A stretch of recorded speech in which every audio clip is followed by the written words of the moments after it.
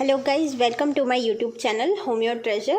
Today we are going to discuss aphorism number 2 that is highest ideal of cure. ये हमारा Organon का 4th lecture है। आगे के इम्पॉर्टेंट टॉपिक्स हम आने वाले वीडियोस में कवर करेंगे। ये देख लेते हैं क्या कहता है aphorism number 2. The highest ideal of cure is rapid, gentle, permanent restoration of the health or removal and annihilation of the disease in its whole extent.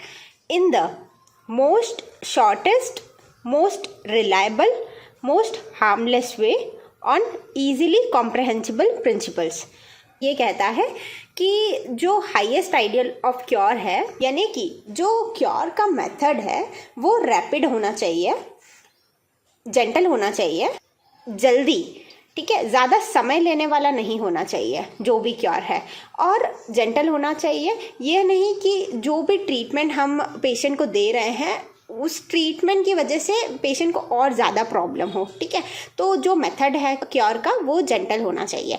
आगे लिखा है परमानेंट रिस्टोरेशन ऑफ हेल्थ, और जो भी ट्रीटमेंट हम patient को दे रहे हैं वो ना कि सिम्टम्स को पैलिएट करे, सप्रेस करे, बल्कि हेल्थ को जो है वो परमानेंटली रिस्टोर करे, ठीक है, और removal and annihilation of the disease in its whole extent. So या तो हम इसको परमानेंट रिस्टोरेशन ऑफ हेल्थ बोल सकते हैं या फिर annihilation of the disease in its whole extent, यानी कि डिसीज को पूरी तरीके से ख़त्म कर दे, ना कि सिर्फ साइन एंड सिम्टम्स को, और हेल्थ को रिस्टोर करे in the shortest, most reliable, most harmless way, कम समय में भरोसेमंद तरीके से, एंड मोस्ट हार्मलेस वे। जो भी क्योर का मेथड है उसके कोई साइड इफेक्ट्स नहीं होने चाहिए, ठीक है, and on easily comprehensible principles. जो भी क्योर का मेथड है वो किसी ना किसी फिक्स्ड प्रिंसिपल्स पे बेस्ड होना चाहिए, ठीक है। यहाँ पर जो है हमने डिटेल में डिस्कस किया है ये सारे पॉइंट्स को। तो फर्स्ट पॉइंट यहाँ पर रैपिड है। Cure of disease should be quick and speedy because longer the suffering, more chances of tissue damage, more tissue damage, more incurable the disease becomes। जैसा कि मैंने आपको बताया क्योर जो होना चाहिए डिसीज़ का वो बहुत ही क्विक होना चाहिए, स्पीडी होना चाहिए, ज़्यादा समय लेने वाला नहीं होना चाहिए, क्योंकि जो हमारा पेशेंट है वो ऑलरेडी ही सफ़र कर रहा है और हम ज़्यादा समय लेंगे अगर ट्रीटमेंट में तो जो टिश्यू डैमेज के चांसेस हैं वो और ज़्यादा बढ़ेंगे और जो डिसीज़ है वो और ज़्यादा इनक्योरेबल होगी, मुश्किल होगी ठीक करने के लिए। और सेकेंड पॉइंट यही लिखा है, disease is suffering, the sooner a person relieved of his suffering better for him, यानी कि जो पर्सन है वो ऑलरेडी डिसीज से सफ़र कर रहा है तो जितना जल्दी वो इस डिसीज से मुक्ति पा ले उसके लिए उतना ही बेहतर होगा, ठीक है। अब सेकेंड पॉइंट जो कि है gentle. The procedure adopted to effect a cure should be gentle और mild. Treatment should not give much suffering to the patient because a diseased man is already suffering. जो भी प्रोसीजर हम adopt कर रहे हैं ट्रीटमेंट प्रोवाइड करने का, जो हमारा मेथड है, जो प्रोसीजर है वो जो है जेंटल होना चाहिए। जिस भी पेशेंट को हम क्योर कर रहे हैं जिस भी तरीके से वो जेंटल होना चाहिए, माइल्ड होना चाहिए। ट्रीटमेंट जो हम दे रहे हैं वो और ज़्यादा सफरिंग को बढ़ाए नहीं, बिकॉज ऑलरेडी जो पेशेंट है हमारा वो ऑलरेडी सफ़र कर रहा है। अगर हमारे ट्रीटमेंट का जो मेथड है वो और ज़्यादा सफरिंग देने वाला है वो हमारे थेरापेटिक प्रैक्टिस का पार्ट नहीं हो सकता है, ठीक है। तो जो प्रोसीजर है, मेथड है ट्रीटमेंट का वो जेंटल होना चाहिए। And if his suffering is made worse by the treatment adopted it is like adding fuel to the fire. जो भी हम ट्रीटमेंट मेथड जो है हमने अडॉप्ट किया है अगर वो किसी ना किसी तरीके से पेशेंट की तकलीफ को और बढ़ा रहा है तो इसका मतलब क्या हुआ, ये एक आग में घी डालने जैसा है, ठीक है। परमानेंट को डिस्कस किया गया है, इसका डिटेल देखेंगे तो a temporary restoration of health followed by suffering does not mean cure. Palliation और suppression of the state of suffering should not be our ideal.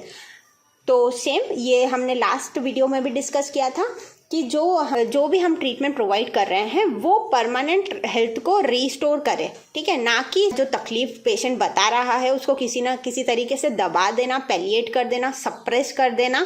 ये हमारा प्रिंसिपल नहीं कहता है। हमारा प्रिंसिपल यही कहता है कि जो भी पेशेंट आया है हमारे पास हम उसकी डिसीज़ को पूरे तरीके से एनिहिलेट करें और हेल्थ को रिस्टोर करें, ठीक है, ना कि उसके सिम्टम्स को सप्रेस करें। फोर्थ पॉइंट जो है restoration of health or removal and annihilation of the disease in its whole extent. Removal of symptoms does not mean restoration of health. जैसा कि मैंने यहाँ पर भी आपको पॉइंट बताया, सिम्टम्स को रिमूव कर देने से का मतलब रिस्टोरेशन ऑफ हेल्थ नहीं होता है। जो डिसीज है वो पूरे तरीके से एनिहिलेट की जानी चाहिए, खत्म की जानी चाहिए, ठीक है। There should be a corresponding inward improvement whenever an outward symptom has been cause to disappear. यहाँ पर हम एक एग्जांपल लेंगे। मान लीजिए स्किन पे कोई इरप्शंस है, अब उस इरप्शन पे अगर कोई ऑइंटमेंट लगाया, ठीक है, अगर उस ऑइंटमेंट की वजह से जो पुस्ट्यूल था या जो भी इरप्शन था वो थोड़े समय के लिए डिसअपियर हो जा रहा है या वहाँ से गायब हो जा रहा है, इसका मतलब ये नहीं होता है कि हमने उस डिसीज़ को ख़त्म कर दिया। इसका मतलब ये हुआ कि हमने सिर्फ सिम्टम को ट्रीट किया है। जो सिम्टम हमें दिख रहा था, इरप्शन दिख रहा था, पुस्ट्यूल दिख रहा था, उसको हमने लोकल एप्लीकेशन से थोड़े समय के लिए सप्रेस कर दिया है, बट वो डिसीज़ क्योर नहीं हुई है। जैसे कि यहाँ पर लिखा है there should be a corresponding inward improvement, यानी अंदर से सुधार दिखना चाहिए, ठीक है। जब भी कोई सिम्टम जो है बाहर से डिसअपियर हो रहा है तो अंदर से अगर पेशेंट इम्प्रूव हो रहा है, इनवर्ड इम्प्रूवमेंट उसको दिख रहा है, तो ही हम कंसिडर करेंगे कि हमने उस डिसीज़ को जो है पूरे तरीके से एनिहिलेट किया है। Disease should be displaced by order according to Hering's law of cure. जब भी कोई disease Hering's law of cure के अकॉर्डिंग जो है डिस्प्लेस होती है या शरीर से ख़त्म होती है, तभी हम उसको परमानेंट क्योर बोलते हैं, ठीक है। तब भी जो पेशेंट है उसको एक इनवर्ड इम्प्रूवमेंट दिखे सिम्टम्स के रिमूवल के साथ साथ, तो ही हम उस डिसीज को क्योर बोलेंगे, ठीक है। अदरवाइज वो एक सप्रेशन है, एक पैलिएशन है। Shortest, the way to cure the disease should be shortest. It is possible only by application of the most similar remedy, the minimum one at a time. Okay, the way to cure the disease should be shortest, यानी कि जो भी हम रास्ता अपना रहे हैं patient को क्योर करने का, वो जो है शॉर्टेस्ट होना चाहिए, यानी कि समय कम लगाने वाला होना चाहिए, ठीक है। उसी तरह से पॉसिबल है जब भी हम किसी भी पेशेंट को सिमिलिमम देते हैं, यानी कि मोस्ट सिमिलर रेमेडी जो है उसकी डिसीज़ के लिए हम अगर उसको दे रहे हैं, अगर वो सिमिलिमम है तो वो बहुत ही कम समय लेगा और डिसीज़ को पूरी तरीके से एनिहिलेट कर देगा पेशेंट के अंदर से, ठीक है। नेक्स्ट बात करेंगे reliable. The procedure adopted by physician must be reliable. Therapeutic practice must be based on some fixed principles which have always been same and will remain the same. जो भी प्रोसीजर फिजिशियन के द्वारा adopt किया गया है वो भरोसेमंद होना चाहिए, और भरोसेमंद हम तभी बोलेंगे जब वो किसी फिक्स्ड प्रिंसिपल्स पर, जो भी हमारा मेथड ऑफ ट्रीटमेंट है, थेराप्यूटिक प्रैक्टिस, वो किसी फिक्स्ड प्रिंसिपल पे बेस्ड हो, ठीक है। Ever changing theories should not be the basis of our treatment. आए दिन चेंज होने वाली थ्योरीज जो है वो हमारे ट्रीटमेंट का बेसिस नहीं होना चाहिए। Harmless. Cure should be affected in the most harmless way. The treatment should not have any side effects. जैसा हम पहले भी डिस्कस कर चुके हैं, हमारा जो वे है क्योर करने का वो बहुत ही हार्मलेस होना चाहिए। ट्रीटमेंट के कोई साइड इफेक्ट्स नहीं होना चाहिए। A mode of treatment which causes the damage of heart in order to cure a simple fever can not be preferred as the ideal one. कोई भी ऐसा मोड ऑफ ट्रीटमेंट है जो कि फीवर को ठीक करने के लिए हार्ट को डैमेज कर रहा है, हम उसको आइडियल नहीं बोलेंगे, ठीक है। In allopathic science the medicine which are administered their benefits produced are never permanent, ठीक है। The disease has not been cured, it is still causing internal destruction of the man, but manifestations of the disease will be changed. So, an additional disease caused by the given drug has been added, which is more serious than the former. This type of treatment is very harmful and injurious, so should be avoided. यहाँ पर क्या कहा गया है कि जो allopathic science होता है, मॉडर्न मेडिसिन में क्या होता है कि जो भी ड्रग्स हम पेशेंट को देते हैं उसका जो बेनिफिट रहता है वो कभी भी परमानेंट नहीं रहता है। मान लीजिए किसी पेशेंट को गैस की प्रॉब्लम है, ठीक है, तो मेडिसिन दी जाती है, लाइक ओमेप्राजोल दी जाती है उसमें, तो उसका जो बेनिफिट होता है उस मेडिसिन का वो कभी भी परमानेंट नहीं होता है, ठीक है। वो थोड़े समय के लिए पेशेंट को रिलीफ दे सकता है, बट जो है वो क्योर नहीं करता है डिसीज़ को, ठीक है, वो सिर्फ सिम्टम्स को पैलिएट ही करता है। अब आगे क्या लिखा हुआ है, the disease has not been cured.